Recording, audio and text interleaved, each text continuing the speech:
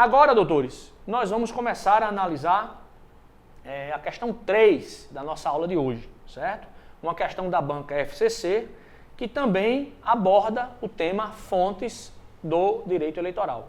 Por isso é um tema importante que vocês assistam a aula teórica novamente, caso não estejam compreendendo a resolução dessas questões, para revisar os conceitos teóricos e, quando vierem fazer essas questões, estarem bem seguros e responder a letra correta, o gabarito correto.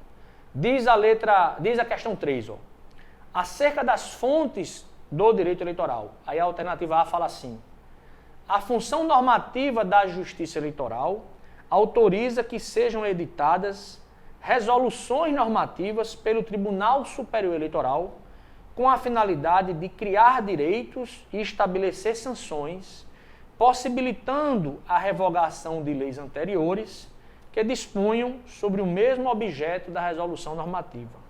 Veja, as normas editadas pelo TSE, elas são fontes formais, sim, do direito eleitoral, mas nós vimos, analisando as questões anteriores, que elas possuem uma hierarquia de fonte secundária, porque elas se baseiam, elas têm seu fundamento de validade na lei eleitoral, no Código Eleitoral. Então, a resolução do TSE, ela está num nível hierárquico inferior às leis.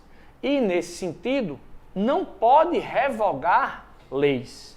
Você percebe que a alternativa diz que essas resoluções poderiam revogar leis anteriores. Não podem, certo? A matéria de revogação de leis eleitorais são estudadas no direito civil e estão previstas a forma de revogação na LINDB, Lei de Introdução às Normas do Direito Brasileiro. Essa LINDB, ela diz que somente uma lei poderá revogar outra lei. Como a resolução não é lei em sentido estrito, ela está num nível secundário de hierarquia normativa, jamais ela poderia revogar uma lei anterior. Então a alternativa A está errada. Vamos para a alternativa B, questãozinha aí mais profunda, né?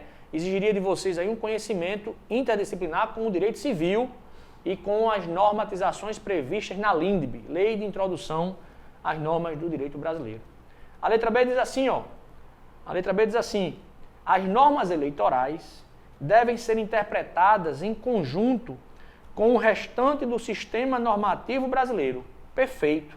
O nome disso é interpretação sistemática. Admitindo-se a celebração de termos de ajustamento de conduta previstos na Lei 7346 de 85, que disciplina a ação civil pública, desde que os partidos políticos transigam exclusivamente sobre as prerrogativas que lhes são asseguradas.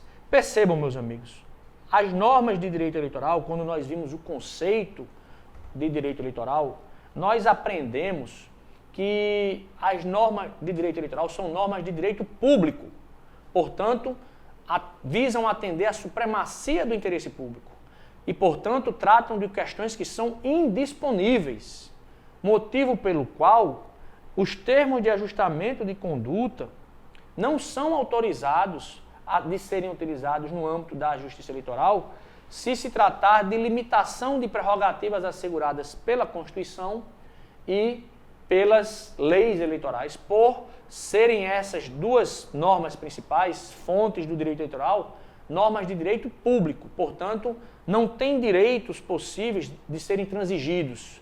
Não se trata de direitos disponíveis, como são alguns direitos que nós temos, privados. Então, essa alternativazinha B também está errada, certo?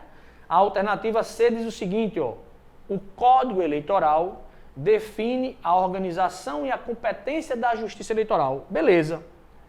Podendo ser aplicado, apesar de a Constituição Federal prever a necessidade de lei complementar para tanto. Essa alternativa C, ela está correta. Mas, professor, o Código Eleitoral, ele é lei ordinária. Como é que ele pode definir organização e competência da Justiça Eleitoral se a Constituição exigiu a forma de lei complementar? Ele pode fazer isso porque o Supremo já decidiu que nessa matéria as normas do Código Eleitoral foram recepcionadas pela Constituição como norma, como lei complementar, ou seja, nesses assuntos, nessas disposições legais que estão no Código Eleitoral, elas foram recepcionadas com hierarquia de lei complementar, tá certo? Então a alternativa C é a alternativa correta. Beleza, professor, beleza.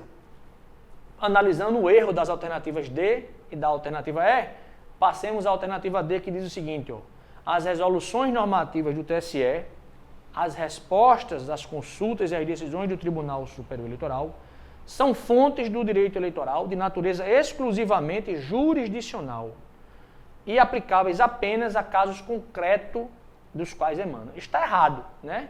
As resoluções do TSE e as respostas a consultas, elas tratam de matéria judicial e administrativa. Então já está errado quando ele bota exclusivamente jurisdicional. Beleza?